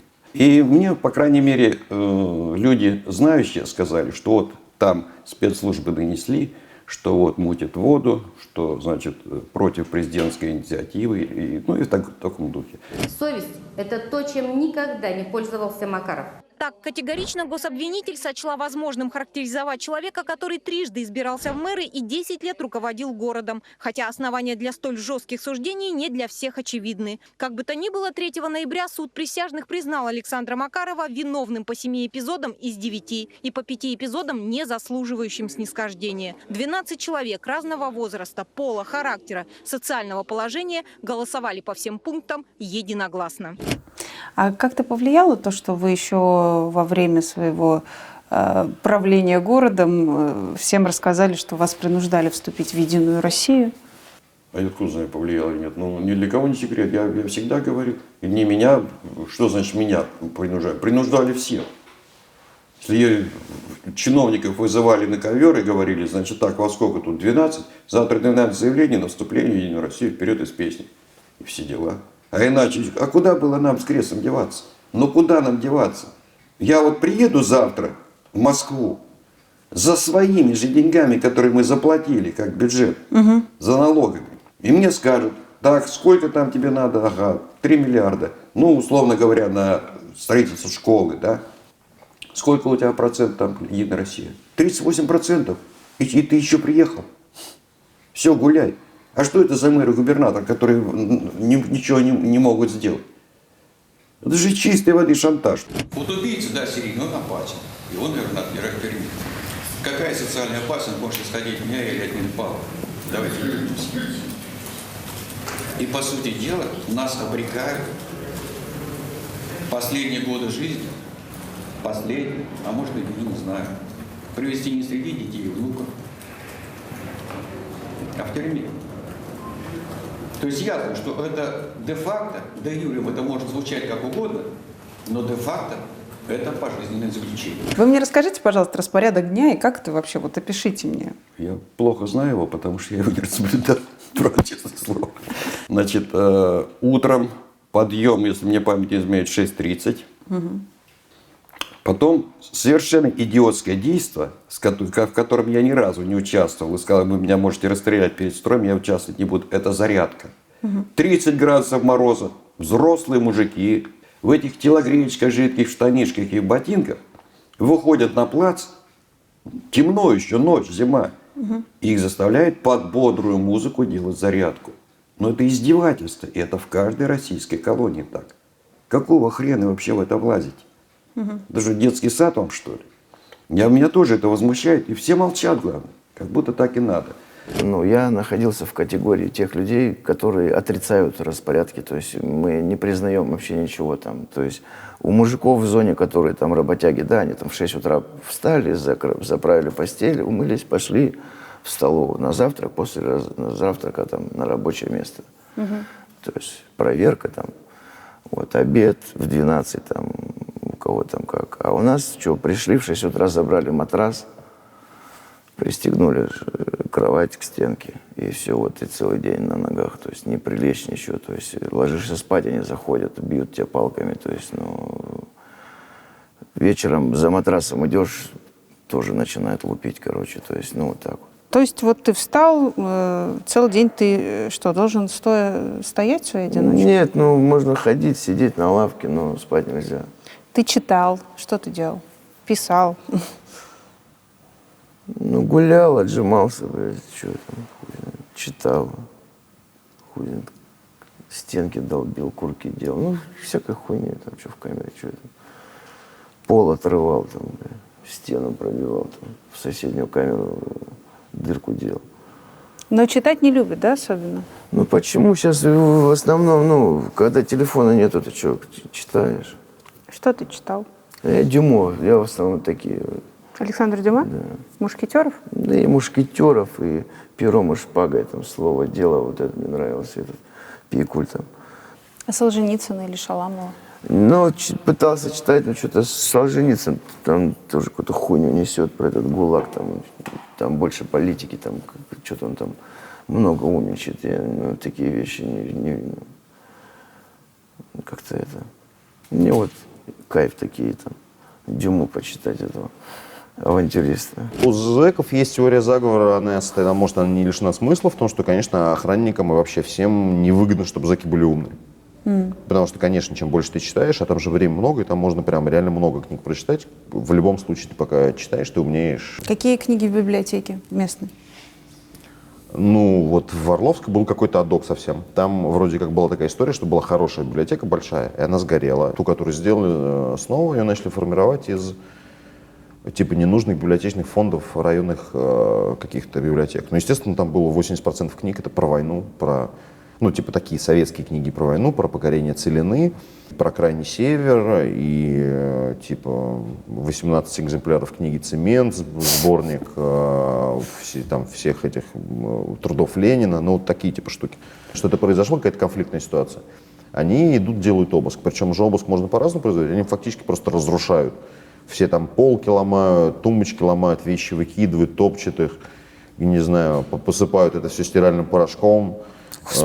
Книги, потом берут книги все, которые лежат, и просто берут и тут сжигают. Им, в общем, все равно книги. Но зэк, который сидел, читал интересную книгу, достал, наконец, 3-й том «Графа Монте-Кристо». А единственную книжку в зоне, он ее сидел, читал, пришел какой-то там хрен, ее сжег. Ты представь, какие его чувства. А там же еще, ну там же прям накаляешься мгновенно из-за стресса постоянно. Ну, типа, ну, то есть, конечно, это такой, типа, фактор, просто которым они выводят из себя зэков. В том числе этими книгами. Как бы даже не столь важно, что там есть. Важно, насколько вообще у вас есть к этому доступ и время это читать. Ну, то есть, если человек работает 6 дней в неделю по 12 часов, и если вдруг в свободное от этой работы время кто-то обнаруживает его в секции, это такая макроспальня, на 80 человек, с книжкой, это значит, что он бездельник. Ну, то есть его надо срочно чем-то загрузить. Отправить, например, копать запретку. Или отправить колоть лед. Или таскать мешки. Бессмысленную работу делать? Ну, если вы попробуете сказать, что она бессмысленная, как бы вам ответят.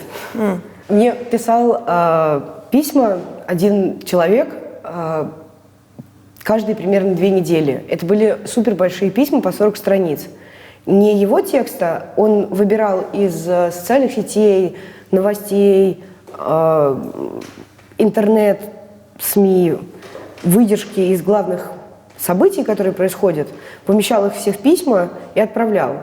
Но ты понимаешь, что для цензора как бы просто проверять вот все это.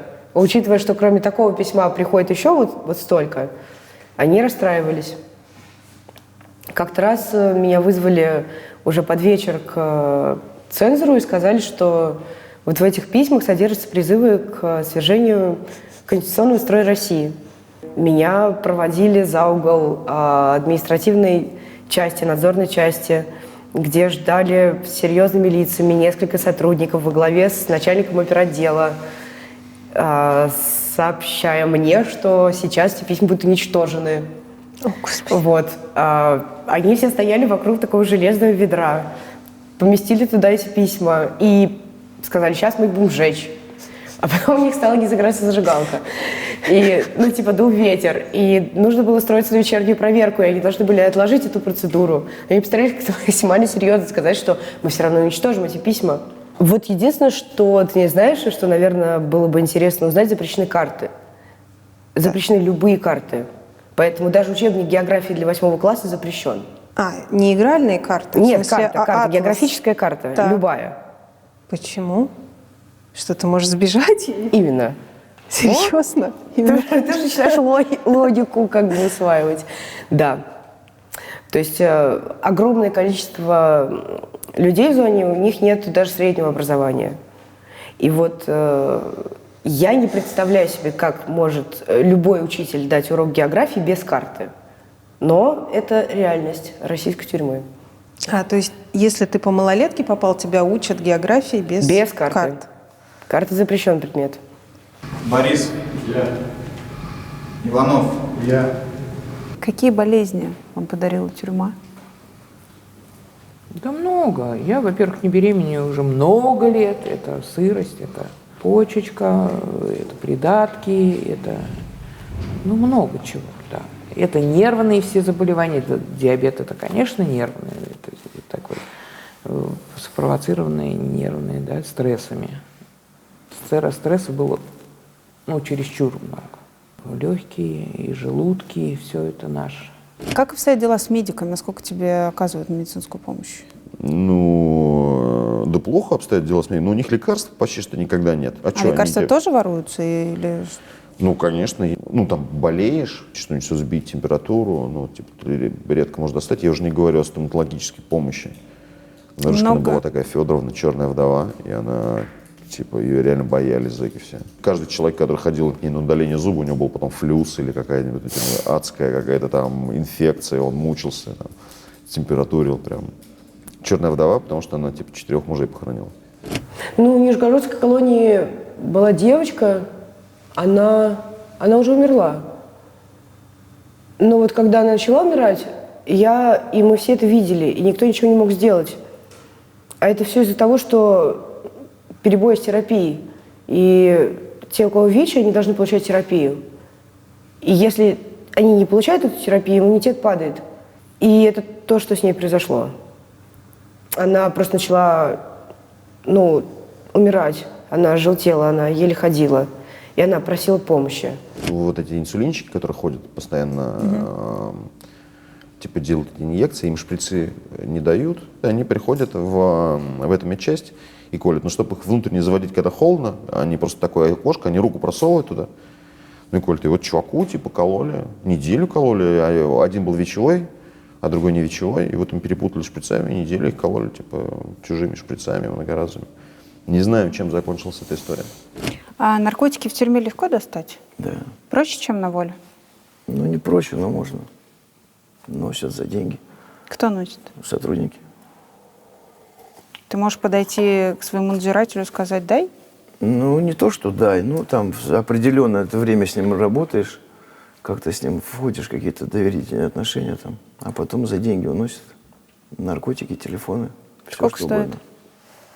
7 тысяч, вот у нас там был момент, 7 тысяч приносил. Это доза 7 тысяч? Нет, что это? Груз. Что такое груз? Груз это, с пачку сигарет. Угу. Что здесь будет, я не знаю. Хоть бомба. Его не интересует, что это внутри. Просто пачку заматываешь скотчем, 7 тысяч ложишь туда, 7 тысяч ему, пачка тебе. А на воле их кто передает? Кто-то родственников, кто-то друзей просит. Угу. Кто-то просто приезжает, там просто пачку кинул, сам подъехал, забрал. Буквально, давайте возьмите ситуацию там, двухмесячной давности, когда ИК-2, наркотики летели не в лагерь, а из лагеря.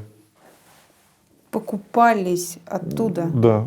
Люди приезжали к лагерю, переводили денежные средства барыги, и барыга из лагеря выкидывал груз с наркотиками.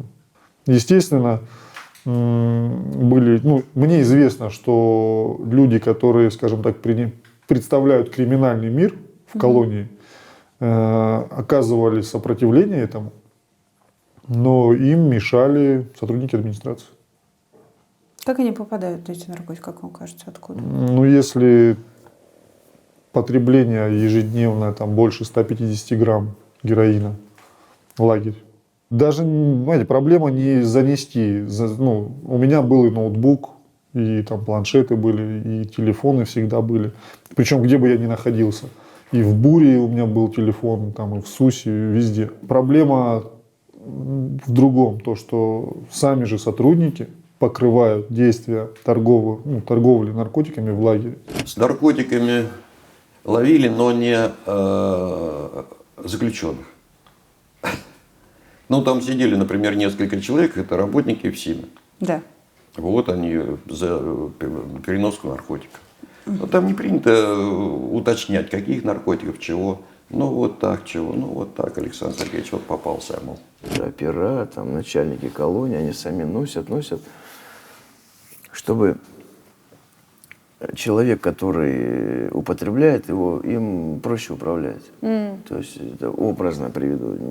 Ни на кого не хочу там сказать, но были случаи, что человек, который управляет, допустим, колонией, там тот же положенец или смотряга, да, какую-никакую власть имеет над зэками. То есть, и он торчит. И было такое, что просто в один прекрасный день у него не оказалось этого.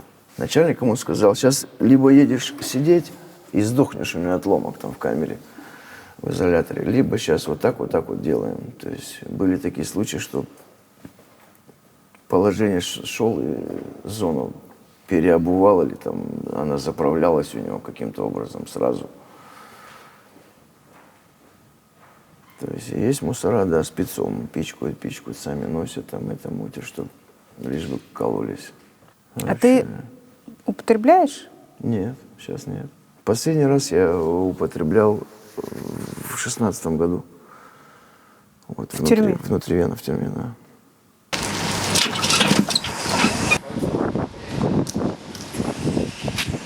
А вы работали там? Первое время, да. Это от этого можно отказаться? Да. Работы нет у всех. У нас было это производство гофрокартона. Коробки картонные обыкновенно делали. Производство мебельное. Срубы рубили. Пилорама была. Швейный цех.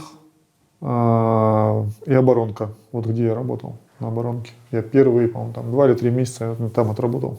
Там делали специальные сетки для камуфляжа автомобилей. Все эти профессии полезны? Потом в будущем они могут пригодиться? Практически нет. Оборонка – это 2 предприятия во всей стране. Значит, деревообработка, да, могла бы пригодиться, но лично я не пойду.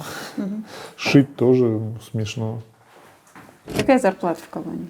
Да никакой там зарплаты. Какая зарплата? В смысле, заключенные же получают зарплату. Да, они получают зарплату, это на бумажке, может, получать. Я-то не получал ни разу, естественно, потому что я сразу сказал, что это просто стыдно. Потому что, я понимаю, зарплата на всех там делится. В мужских колониях вообще не платят. Мне показывали эти квиточки. 46 рублей. Человек работал месяц 12 часов. Это воруется или это действительно такая зарплата по ГЗОТу? Просто ставят, они шьют, допустим, форму. Что они делают, да? Форму разную всякую. Зимнюю, летнюю, телогрейки. Это стоит, естественно, допустим, ему в пошиве 300 рублей. Сколько ему надо отпахать, чтобы хоть что-то заработать. Потом эту же форму тебе же за 2500 продают. То есть тебе выдают, с тебя снимут эти деньги. А шьешь ты ее за 3 копейки. С тебя вычитывают свет, там что-то. Я уже не говорю, ладно, у тех, у кого там иски какие-то, алименты. Так у человека ни иска, ни алиментов 46 рублей, 123 рубля. Он не может сходить в магазин, купить себе что-то там, да, такое. Почему ты не хотел идти работать? На тех людей, которые мне жизнь сломали, я не пойду работать. В подчинении у администрации, на них никогда в жизни я не пойду. Что бы там со мной не сделали. Если это женская колония, это не прокатит. В женских колониях работают. В женских колониях работают все, да. А как так выходит, что мужики сидят и ничего не делают? А как так выходит, что в мужских колониях существует организованное сопротивление, а в женских нет? Как так выходит, что в мужских колониях массово объявляют голодовки или там могут даже массово вскрыть вены, а в женских об этом как бы слыхать не слышали? Это уже в Орле выходить в туалет вне перекура, да, там было положено 3 перекура, допустим, за смену. И при мне была такая ситуация, я до сих пор ее все время смеюсь, когда девчонки, был перекур, ну, блядь, простите, диарея — это такая вещь, когда ты в перекур сходила, а тебе через 3 минуты желудок сказал «беги опять». И она начинает проситься, а только был там 10 минут назад этот перекур, и она говорит, я хочу в туалет. Она говорит, 10 минут назад был перекур. Она говорит, у меня понос. Терпи, я не умею. Учись терпеть понос. Хотя я там же убедился, что вот некая тень власти, она все равно присутствует, как ее назови. Вот эти люди, которые меня знали, да, все эти полковники, там, капитаны, все прочее, меня знали, я им грамоты когда-то вручал, там, и все прочее. Ну, это понятно же, общая работа, общий город. Первую ночь я, естественно, не спал. Меня вечером привезли туда, в СИЗО, и от одного в камере оставили. И под утро я уснул. 8 утра. Это каждый заключенный знает в России. 8 утра это подъем. Я, естественно, лежу и сплю. Открывается с лязгом дверь, заходит мужик такой котовско-подобный, лысый такой майор, с киянкой, с такой молоток деревянный, огромный, и начинает бить по решетке. И вот тут у меня проявилось то, что я вообще-то мэр, а меня в 8 утра будет этой идиотской кувалдой. Ты что делаешь, ты какого хрена стучишь? Он так растерялся, бедный, говорит, Александр Сергеевич, положено. Я говорю, иди дома и стучи, если положено. И выгнал просто их искать. Я понял, что вот эта магия власти, она все равно действует. Ну и, конечно, бессовестно иногда пользовался этим.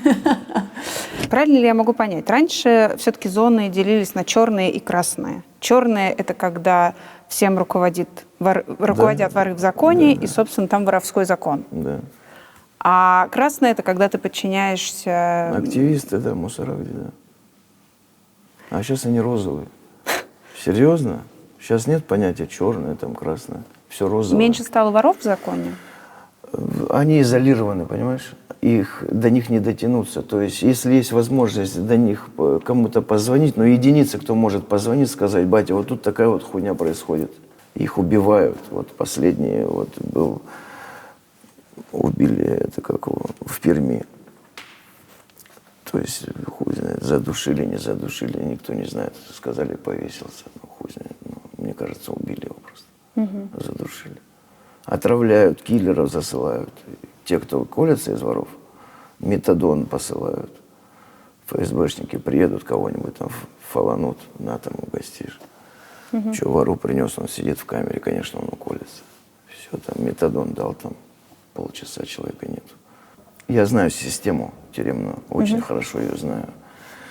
Вот говорят там, вот там везде, я смотрел АУЕ, что такое АУЕ? Они даже вот говорят об этом, и люди понятия не имеют, что это такое. Ты имеешь в виду настоящий воровской закон? Да, то есть там нету ничего такого, наоборот, чтобы быть вот в дружбе, в мире, в согласии. То есть вот там такие вещи прописаны. И кто вот живет по вот этому укладу, их вот и начинают вот пытать, мурыжить нахуй. Скажи не АУЕ на камеру, там, да здравствует администрация. Какие-то положения этого закона? Ну вот, допустим, первое, да? Встретить там вновь прибывшего, объяснить ему, там, что, как жить в тюрьме, там, что такое хорошо, что такое плохо, что там.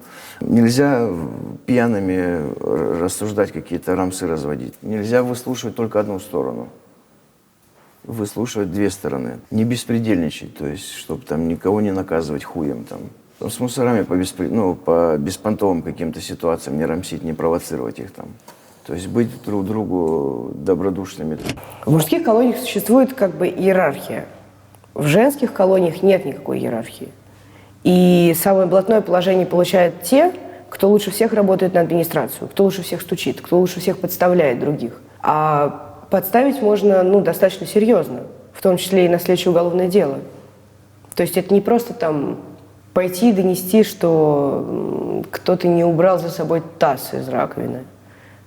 Можно, например, подбросить лезвие в тумбочку. А лезвие, оно запрещено. Одноразовая бритва, она, допустим, разрешена. Кто-то закрывает на это глаза. Но бритву можно, например, расколоть, вытащить из нее лезвие и прямо перед обыском, перед обходом положить кому-нибудь в тумбочку. И человек поедет не просто на 15 суток. На него, возможно, возбудят новое дело. У тебя такое было? Да. Это со мной был один раз случай. Я даже сама от себя не ожидала такой реакции. Я вообще очень мирный человек. Я вижу. Колющие и режущие предметы выдают под роспись. Угу. То есть они хранятся у девушки, которая является старшей отряда.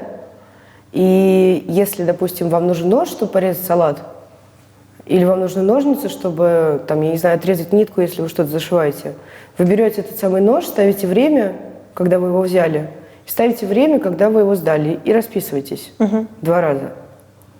Я взяла нож, и я пошла покурить после того, как я порезала. Я вернулась, его нет. И буквально через 10 минут будет вечерняя проверка. То есть все должны выйти из помещения отряда, построиться на улице, сделать перекличку. На тот момент, когда происходит вечерняя проверка, все инструменты должны быть сданы сотрудникам колонии. А инструменты не могут быть сданы, потому что одного не хватает, потому что он куда-то делся. А выписан на мое имя.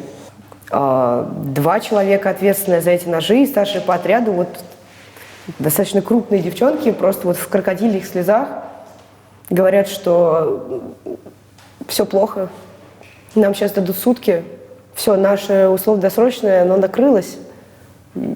Что делать? Где нож? Я говорю, я не знаю. Потому что со мной такая ситуация, что меня-то... меня не накажут, меня могут выписать выговор, но мне какая разница? Хоть в изолятор сажайте, хоть все что угодно со мной делайте. Мне не нужно это условно-досрочное, мне не нужны положительные характеристики, мне вообще от ментов ничего не надо. А им надо. У них дети. И, я поняла, кто это сделал, и,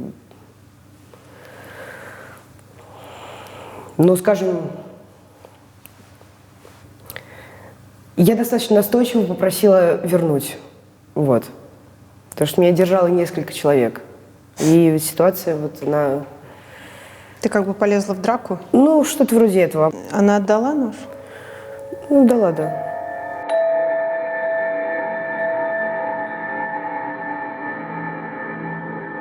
В тюрьме есть 3 легальных способа наказания. СУС – строгие условия содержания. Обособленный барак со своей баней и столовой. Выходить оттуда нельзя, сюда сажают только самых злостных нарушителей. Карцер, он же штрафной изолятор, он же ШИЗО. Одиночка для нарушителей. Когда сидишь в ШИЗО, запрещены телефонные разговоры, посылки, свидания, личные вещи, кроме туалетных принадлежностей и библиотечной книги.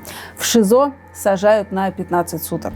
БУР – барак усиленного режима. На современном языке ПКТ – помещение камерного типа. Это, в принципе, то же самое, что и ШИЗО, только здесь сидят не 15 суток, а гораздо дольше. Есть еще простая одиночная камера. Это тоже вид внутритюремного наказания. Но, как правило, в них весь срок сидят все революционеры, чтобы не общались с другими заключенными и не влияли на их умы. Попадешь в любое из этих мест, есть шанс не получить условно-досрочное освобождение. Я так пытаюсь на чашу весов поставить, да, как попытаться побыть судьей.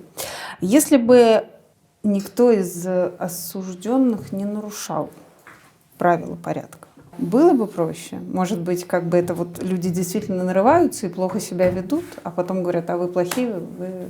Не нарушать правила внутреннего распорядка невозможно. Изначально они построены так, что ты будешь так или иначе идти на нарушение. Даже та же самая ситуация вот с разделом апельсина. Да. Это нарушение. Ну хорошо, давайте так рассмотрим. Вы получили передачу, колбасу твердокопченую, там сыр, помидоры, огурцы, а у вас нечем нарезать это все. Угу. Ну, можно есть так. Ну, грызи колбасу так, да. Либо ты изготовишь нож, принесешь его и будешь хранить. Нож в лагере – это, ну, как минимум, буровское постановление. Простите меня за тупой вопрос. Нельзя попросить в столовой? Нет. Не дадут, не нарежут, не помогут? Нет. Есть же какой-то закон, по которому должны содержаться зэки? Есть.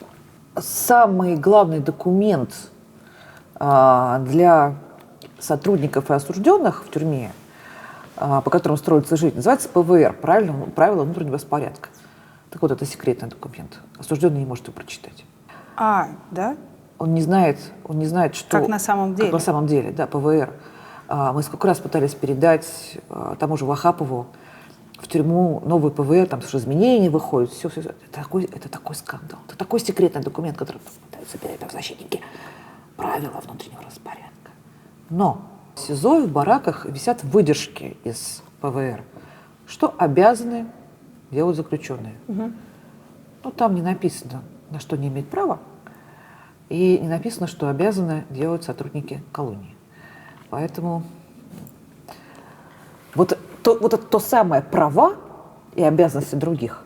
Это ужасно засекреченная часть. Это вообще, по сути, такой главный документ, к которому апеллируют все сотрудники. Он достаточно бредовый, поскольку Минюст не потрудился даже подумать над тем, какие нормы они вообще переписывают с советского времени.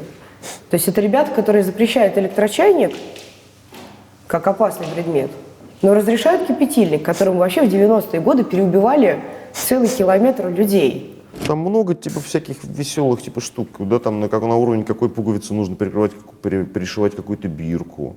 Что-то там, как нужно, какие у тебя могут быть вещи, какие не могут, какого должны быть цвета, что ты не можешь заводить декоративных рыбок и всякие. Ну, это очень странный набор правил, поэтому в одном случае его не исполняют, потому что исполнить его невозможно, а в другом случае его заставляют выполнять, потому что это форма пыток, в общем-то, ничего другого. У меня их было там 20-30 этих взысканий. Ну, причем они были все, конечно, носили какой-то там абсолютно забавный характер. Там, хлебные крошки на столе, что-то там, отжимался в майке, типа того. Ну.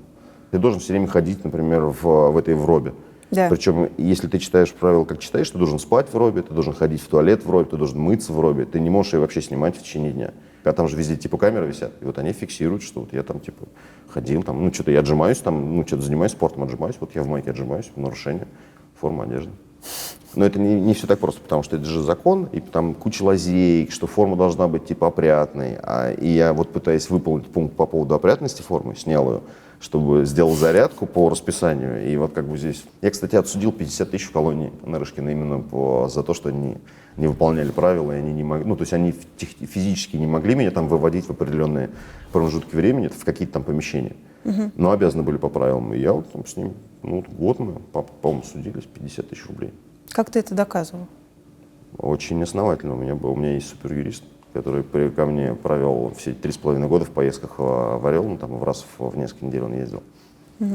А в Орле еще очень забавно, у них не было, видимо, у судов никакого, то есть помимо судов по УДО, никаких конкретных указаний, и они не очень понимали, что с нами делать. То есть приезжает какой-то московский адвокат, какой-то там Навальный, который по эти правила все... Ну, то есть они не знают, как судить. Мне много было взысканий, я по поводу всех судился. Я помню, что я судился за место для курения, так мы у Яндекса заказывали спутниковые снимки и пытались доказать, что схема, которая у них, она не соответствует фактической схеме.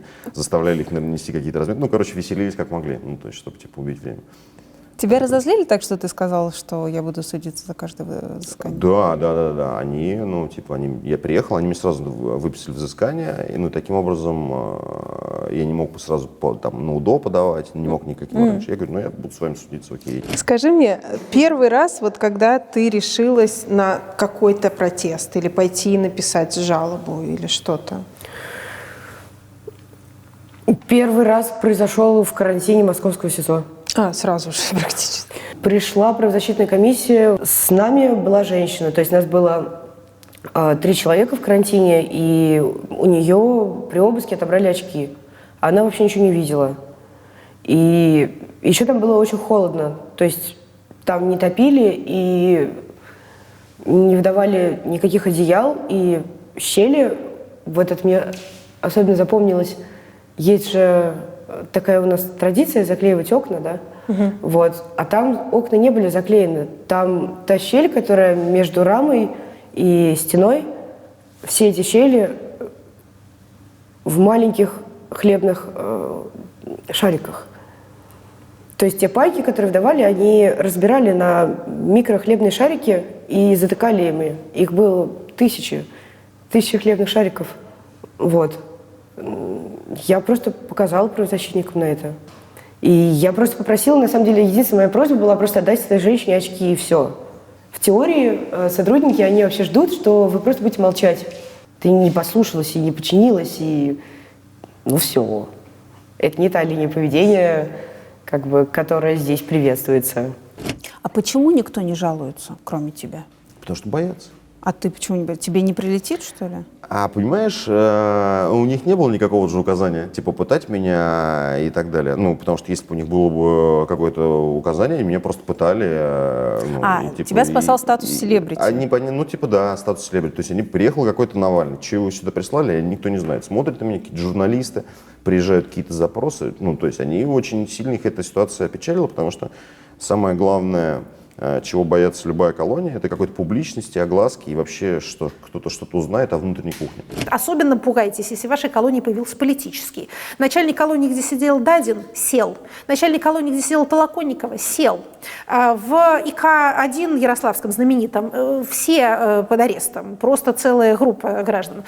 Вы не хотите, чтобы с вами так было, поэтому не надо пытать заключенных. Вам кажется, что это метод установления дисциплины. Нет, это плохой метод установления дисциплины. Он ни к чему абсолютно не приводит, кроме уголовных дел против вас. В колонии я приехала, меня привезли, то есть это Пермский край, Березники, это достаточно далеко.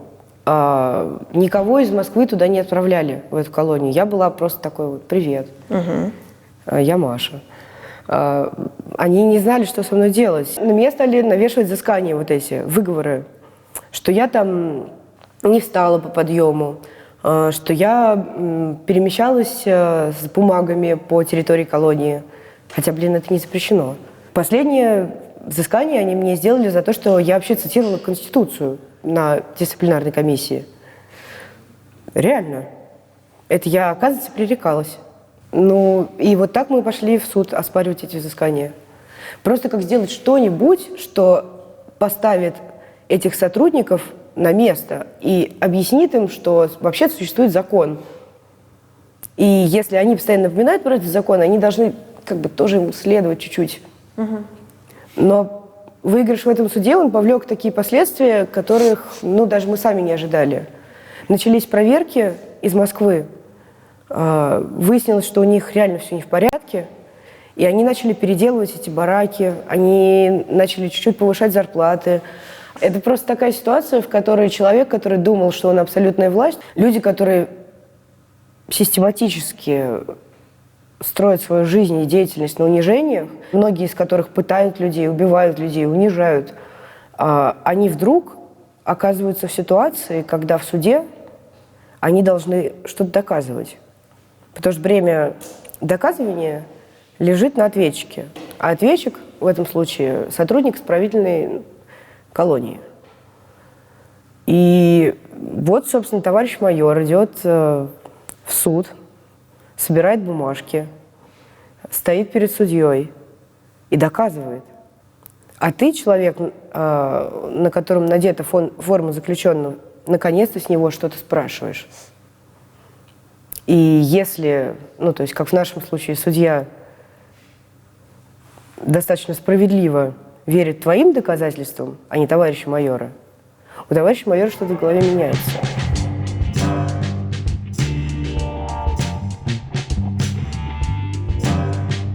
У тебя есть такие серьезные криминальные татуировки. Вот у тебя, например, есть тигр.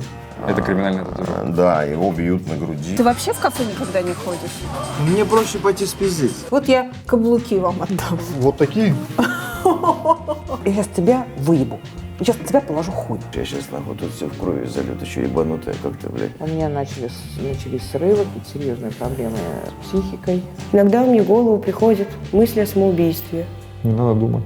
Ты кусок мяса, ты скотина.